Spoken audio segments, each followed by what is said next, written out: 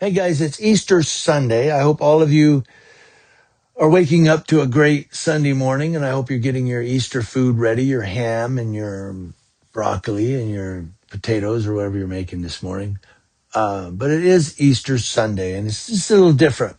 I wanted to give you an Easter Sunday message and kind of go somewhere with it. I don't know where I'm going with this. This isn't scripted, but I'm going to tell you a story.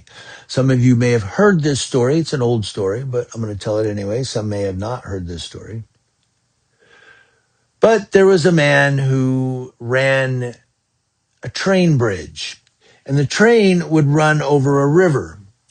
Now, when ships would come, he would have to raise this drawbridge to allow the ship to pass. But then you have to lower the drawbridge again because train would come and the train would have to stop. Sometimes the train would stop on the bridge to let people off at that station there. Because that where he worked was it doubled not only as the drawbridge, but it was a train station and people would get off and they would go down the steps. And one day, it was a weekend, he decided to bring his son to work. So he brought his son, and his son was kind of bored inside. He said, "Daddy, can I go play outside?" And he said, "Yeah, just stay close." The boy's outside playing. A ship comes through, so he raises the drawbridge, allows the ship to pass, and then he's looking around for his son to make sure he's okay. He doesn't see his son, and then he hears a train coming. The train's coming pretty fast, and they come fast and they pull in on the bridge to let the people off and go into the station. Well, he's got this drawbridge up, and he's got to lower it because if that train comes like this, it's going to smash into that drawbridge, smashing the train, crumpling it, and killing everybody on board. And he says, "Oh, I got to get the drawbridge." And he goes and he looks down, and his son has slipped and fallen into the gears of this drawbridge. And his son is trying to climb out of the drawbridge, but his foot is stuck and he keeps slipping back. He can't get out of, and he sees this train approaching. And he knows that I lower the drawbridge and allow this train to stop, saving all the people on board of this train, killing my son, or I run down there and save my son, hoping I get back, but there's no time. Everybody's going to die, but I'll save my son. So he has a choice to make. And he thinks and he says, "I've got to sacrifice my only son." Now it's his only son. His son doesn't have siblings. He says, "I have to sacrifice my only son. I've got to save these people." So with tears rolling down his eyes, shaking in emotion, he pulls the handle. As tears stream and drip from his face, the drawbridge begins to close with his son trapped in the gears of this drawbridge.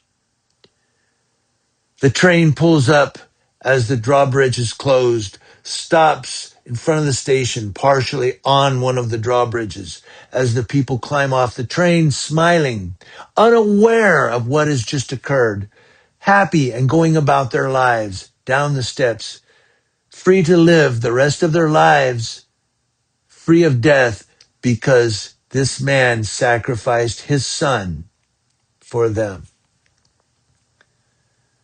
And that story comes back to us on this Easter morning, that our Heavenly Father sacrificed his only son, the man Christ, so that we might be able to overcome death, that we don't have to worry about death hitting us in the face and then nothing. We have life after this life. He sacrificed his only son, who went willingly, by the way, and he didn't want to. I'm going to do a little preaching, but this isn't going to be too long. Thank you for watching, if you're still watching. But if you look really close in the book of Matthew, when Jesus Christ was in the Garden of Gethsemane, he was praying and he said, "Father, let this cup pass from me." He said, "I don't want to do this." This is like, what? He says, "Let this cup pass from me." His humanity was speaking out, his flesh. He was saying, this is going to be terrible. But he then prays, not my will, but thy will be done. But then he says, you know what? I got to do it. So Heavenly Father, I'm not going to do my will. Let your will be done. I'm going to do what you want me to do, Father. And he went,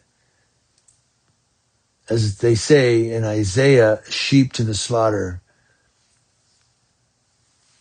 By his stripes, we are healed.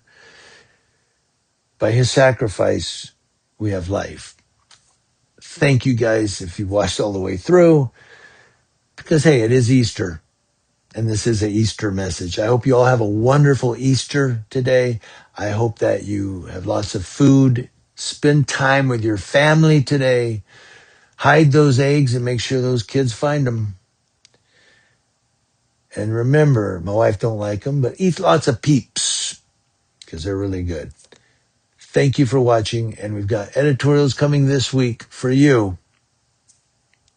From my family to yours, happy Easter.